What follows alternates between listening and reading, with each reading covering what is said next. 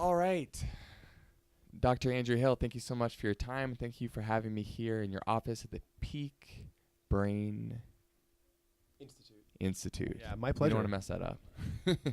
All right, man. So the main reason I'm here, I want to short story long, you guys. I was here in this office around a year and a half ago, and we're gonna work with another company doing these tests, looking at what the effects of marijuana on the brain were. And so today we're back doing it again. I thought while we're here, and you guys are actually going to see it this time. I have an episode coming out to show you the effects. But while we're here, I wanted to just discuss with you your personal perspective on the use of marijuana in either relieving stress or the negative things that come along with consuming marijuana and things like that. I mean, I think the negatives are fairly minimal. Humans have been altering their consciousness since they've had consciousness, pretty much, since they've had brains. That we tend to want to do things to change how we feel. Many of these things cause problems long term, like alcohol and drugs of abuse.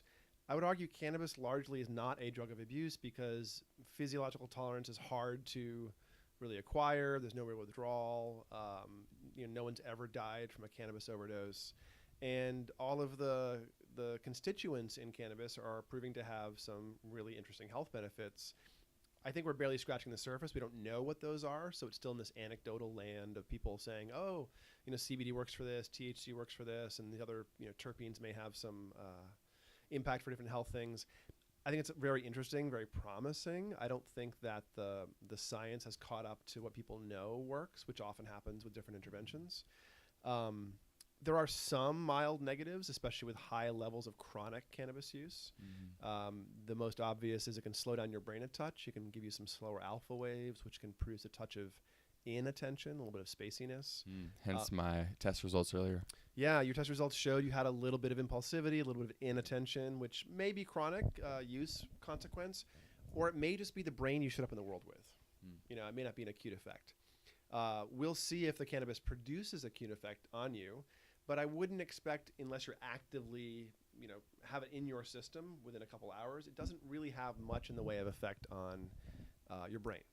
Chronic users who are abstinent don't show dramatic changes in their brain activity, probably.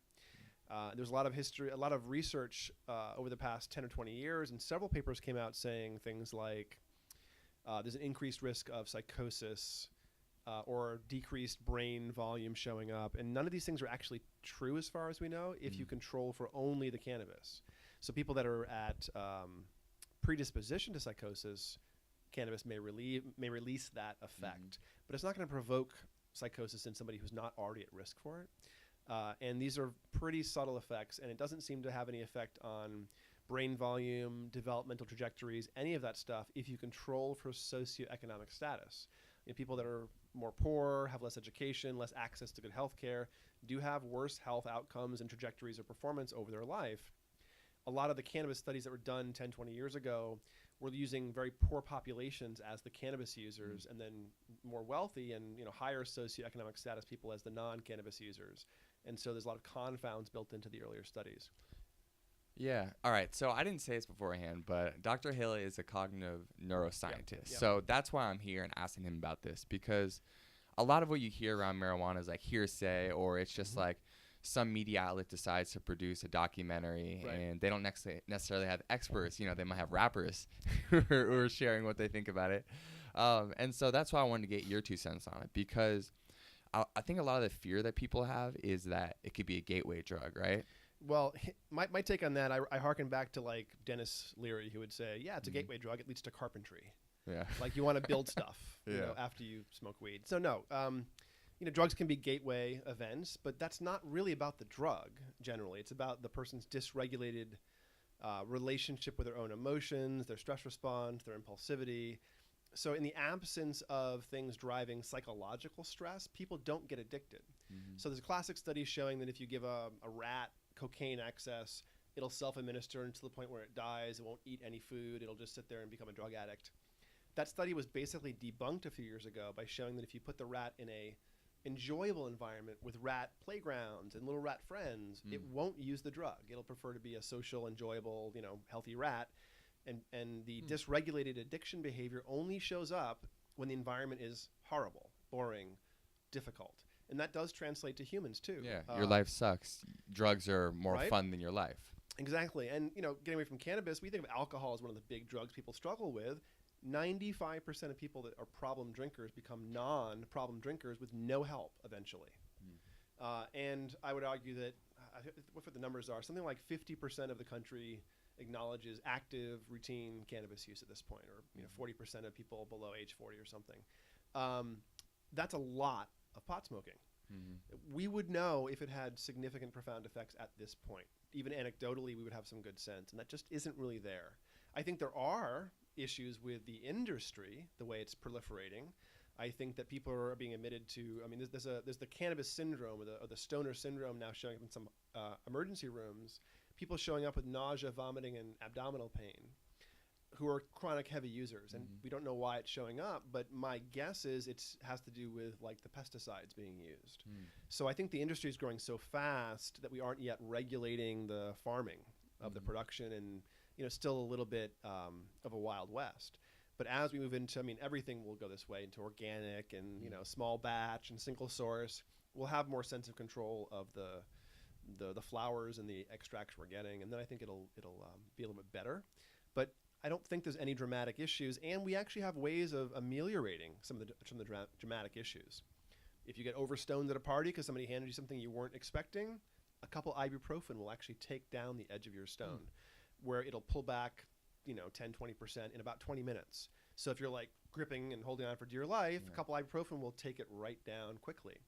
Also, there's studies showing that co-administration of cannabis with ibuprofen means that later on there's no memory effects for when you were stoned. There's no learning impairment. So I'm also a big fan of nootropics, and so I often co-administer cannabis with paracetam for the same reason, to buffer the effect I'm getting so I don't get quite as stoned, and also have a nice, enjoyable experience. And then when it wears off, I'm left very clear. So I sort of function stack a little bit and play around with nootropics plus cannabis. Yeah, and that's something that I want to talk about a little bit, because I personally have been trying to figure out what that sweet spot for me is going to be, because for the most part, now no one knows this who's watching this, but I consume marijuana almost every day. Okay. And it's usually something where my mornings are highly productive. So, a cup of coffee, go, intense exercise, maybe do a little more work. And then around 6 or 7 at night, I usually smoke like half a joint, something like that. And then that winds me down. But the thing I wonder about is like, is this affecting my sleep at all? Am I not probably is. It probably is affecting your sleep. If you're an acute user who's not used to it, it definitely affects your sleep. Yeah. If you're a chronic user, we don't really know, but my guess is that it's affecting it actually a lot less than we would expect from the chronic literature. No pun intended. So essentially, there's some suppression of REM that seems to happen, but it's not a very robust effect. So my guess is that in people that use it day in, day out, the brain adjusts to that. There was a study about 20 years ago looking at teenagers in Jamaica versus teenagers in New York City or something. And they found that lifelong chronic use had no effect on intelligence, working memory, academic scores, projections for success in life. So it doesn't even seem to be all that risky for high levels of chronic use. Again, I think the risk factor is that can interact with problems you already have. You're stressed, you're unmotivated, and cannabis is really enjoyable. So it gives you the ability to sit there and eat ice cream and watch TV all day long. Yeah. But that's not really about the cannabis. It's about the fact that you would use something poorly. You would have a dysregulated relationship with something regardless of what it is. So it's not like it goes from cannabis to cocaine or something. It's more like, well, you're somebody who may not have the best relationship with things that alter your brain. That's not really about the drug. It's about the fact that you don't tolerate your emotions or your impulsivity, your anxiety. Maybe you're a chronic user and can't fall asleep without it because it's a mild tolerance. But those are not really about the drug. They're about how you manage your stress, your anxiety, your impulsivity. Yeah, absolutely. And I'm a highly productive person. I have a lot going on. I do a lot of stuff. Yep. I'm definitely an achiever, and I'm more of an achiever now than I've ever been. And there was times in my life where I wasn't consuming marijuana at all. And it's not like there's peaks and valleys in my performance with that. What I noticed is for example, the last 5 days, I couldn't consume any marijuana before we did this testing. Right. My life is exactly the same. Sure. The only thing that's different is I don't like smile and giggle as much maybe at night. And I would guess you're probably having a little more active dreaming. Just a little tiny hint of like, oh, that was an extra dream last night or something. Is that Definitely, true? yeah. But that effect would wear off. Probably by now, it'll go back to baseline and you wouldn't notice it. Just a few days as it wears out for chronic users. Also, you're a relatively slender guy, not carrying around a lot of body fat, so you can't actually store a lot of THC in your fat because you're active, you're working out every day, so it's coming in and going back out all the time. If you were a 350-pound sedentary guy smoking blunts all day long, you actually have a fairly high level in your fat tissue, and even after 5 days off of it, you would still have a lot of THC in your system. But someone like you, because you're very active, you're very slender, very muscular, 5 days in is a solid amount of elimination. I mean, people say the half-life of cannabis is around 5 days, but it's not. That's the half-life of the metabolite that is picked up on drug tests, not of the psychoactive metabolites. So the half-life is more like an hour and a half, which means that it's active in your brain for about 5 times that, or like 7.5 hours. So honestly, a 5-day washout is a significant washout. It's a full half-life of the downstream metabolites and several times that 5 half-lives for the actual THC. So it's pretty much not in your system at all right now, except little tiny amounts in your fat cells leaching back into your system, but not a very large effect because you're such a in-shape kind of guy. Yeah.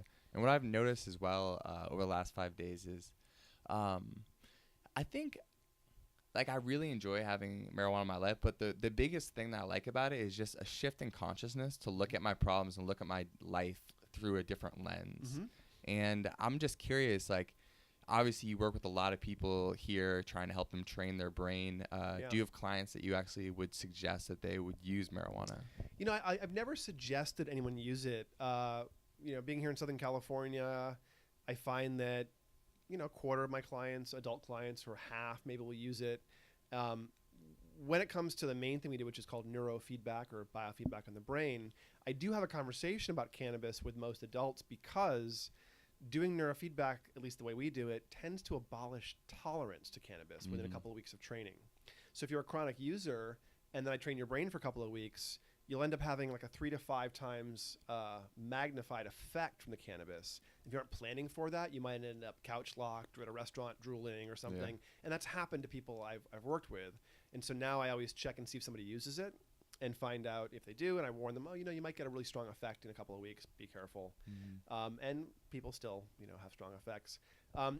I find that people use cannabis for all kinds of reasons. Some have specific medical strains or complaints they want to use it for. Others using it sort of self-medicating anxiety or some ADHD stuff. Other ones use it for sleep onset or creativity. Some use it recreationally. I really work in sort of a brain fitness perspective. So sometimes people using cannabis recreationally, it's not really in my, wheelhouse. Or medically, also not in my wheelhouse. So while I care about it, I'm interested in it, it's just like a piece of the puzzle we're always managing. So I always ask people about their diet, nutrition, sleep habits, exercise habits, nootropics, meditation, cannabis, and these are all lifestyle factors that can be sort of built in and modified a little bit. But they're just a feature of what someone's doing with their brain. I want to know that stuff, but I don't generally say, oh, you should or shouldn't do cannabis. Sometimes people ask me, should I quit cannabis? And my answer is, well, is it getting in the way? Is it causing problems? Are you thinking about it all day long, rushing home to smoke weed, getting in car accidents because you're smoking on the way home? I mean, is it in the way? No?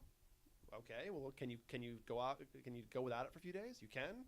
Doesn't seem to be a problem from my perspective. So I'm always about this idea that with substances, what's the relationship you have with the substance? And we can have a healthy relationship with food, sex, alcohol, cannabis, or an unhealthy relationship with these things. And you wouldn't talk about an abstinence versus moderation perspective unlike food or sex or maybe even TV watching, but we do when it comes to things that alter our consciousness. And I'm not sure that's the right way of thinking about, oh, I can't do it, or I must do it, or I want to or can't. It's more like, well, how are you using it? In what role? What role does it serve in your life? That's really the most important thing. And for most of us, it's probably equivalent to a glass of wine with dinner or, having a cigar after our late meal or something. It's kind of an enjoyable ritual for many people, I think, more than a profound, psychoactive altering kind of experience. Yeah, I think it's good that you say that, because it really demystifies it for so many people who are so afraid of it, or who've never used it, or used it once or twice or 3 times or 10 times and had like a really scary experience. Sure. But if you're someone who is a semi-chronic user, especially, like, I mean, like, I'll sit down, I do my work, and I'm like just as productive as I would be without it. And I think people can't even comprehend that lens unless like you become a chronic user. So it's like 2 different worlds. And there's a lot of inter-individual variability. I mean, you are somebody who can become a chronic user and stay productive. Some other people might not be able to. Some people only use it at the end of the day because it alters their concentration. They can't be social. They get paranoid. They get kind of silly. Other people wake up in the morning, smoke, and go to work. And you can't tell they're altered, and they really aren't that altered. Yeah. So we have to, with any substance, be aware of what it's doing to us subjectively and objectively, and just plan for that. So, I mean, I wouldn't recommend going and doing heavy machinery or even working out at the gym heavily in a way you could injure yourself if you're quite high. But beyond that, it doesn't seem to be an intoxicant that's all that profound relative to just about every other intoxicant that humans use, which I think are unilaterally more powerful. Yeah, for me, it's just like dosage. Like, I have like this rule of like principles for myself, and like one of them is like, don't drink more than 1 coffee a day because you move too fast. The other one is like, I tell myself like, don't smoke weed more than this. I haven't been that good about following this, but don't smoke weed more than a couple times a week because it makes you move too slow, which sometimes can be good because sometimes you need to like sit back and think about your life through a different lens. But other times, like, maybe you got to just get shit done, and you don't want that. Exactly. So I'm curious, coming from your academic background, obviously you're working at UCLA still, correct? Yeah, I teach courses in neuroscience and gerontology mostly, which is the study of aging, essentially. Yeah. Okay. Very cool. So you have that background in like research. Obviously, marijuana, you can't do research on it right now because it's still federally illegal. Is that correct? Yeah, I mean, research really depends in terms of human research and substances. It's all about what's called an IRB, an Institutional Review Board, which is a third-party company.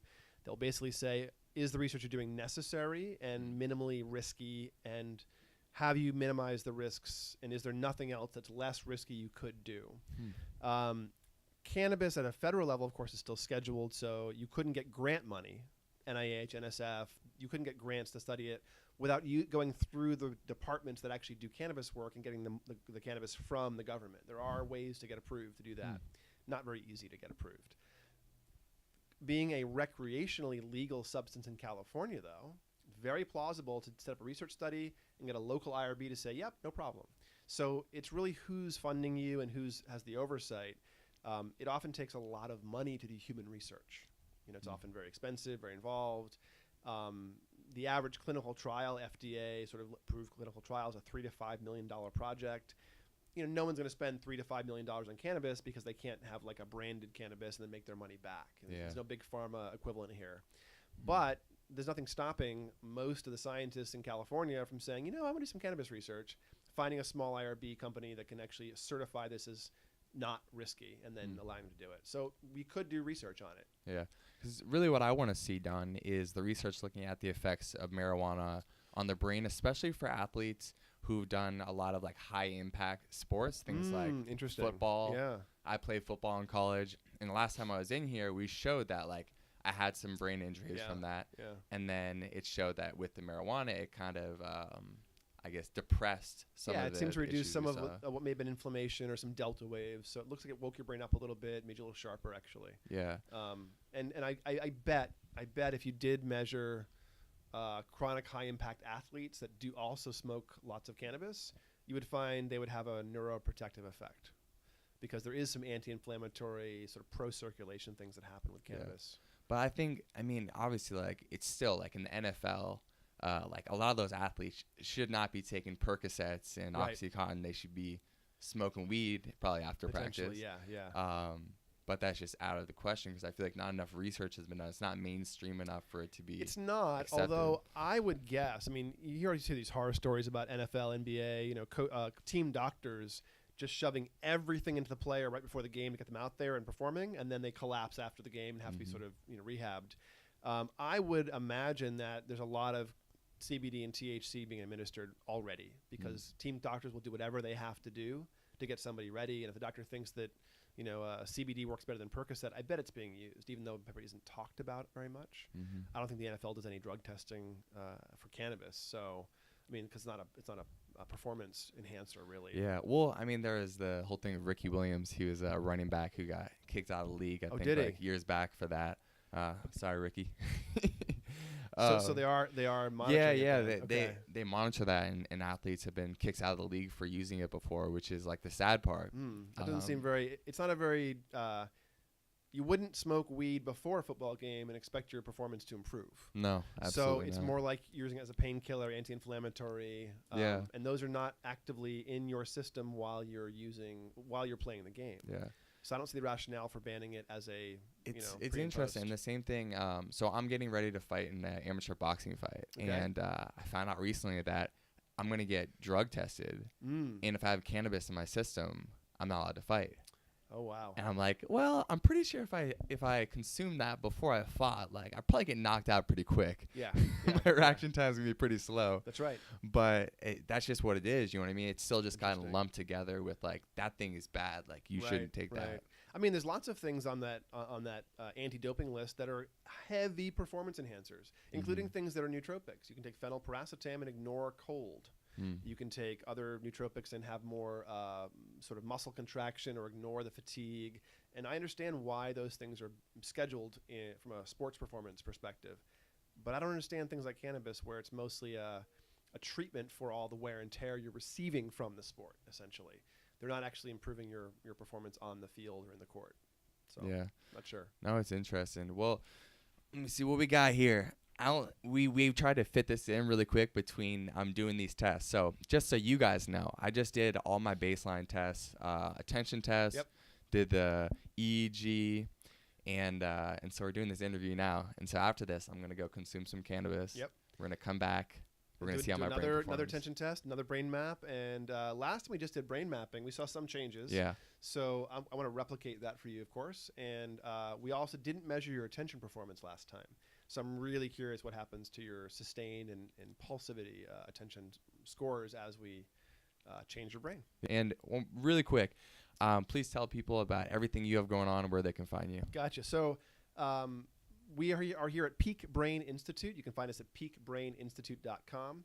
And we have 5 neurofeedback and mindfulness training centers currently in 2 in Los Angeles, 1 in Orange County, San Diego, and St. Louis, if you happen to be in the Midwest. And we're opening up all over the country and world. And we work with people also one-on-one. So you don't have to be near one of our centers to actually get brain training. You can get set up with a kit, and we'll send you home with gear and train your brain from afar. But our whole point is being a brain training center and taking neurofeedback out of the medical and psychological perspective and into the fitness and peak performance perspective. So I'm never going to tell you what you need. I'm going to ask you what you want and then try to exercise your brain to get there. So peak brain's about peak performance, and we want to peak your brain. Hell yeah. Love it, man. For now, my man, thank you so much for coming on the show and, my pleasure. And sharing some of your knowledge. Thanks for having me. You guys, thanks so much for watching this episode. Appreciate it so much. If this was cool, if this was helpful, please share it with someone anywhere on the social medias. Make sure you subscribe to the channel, please. Every single person who subscribes, I appreciate you so much. Thank you.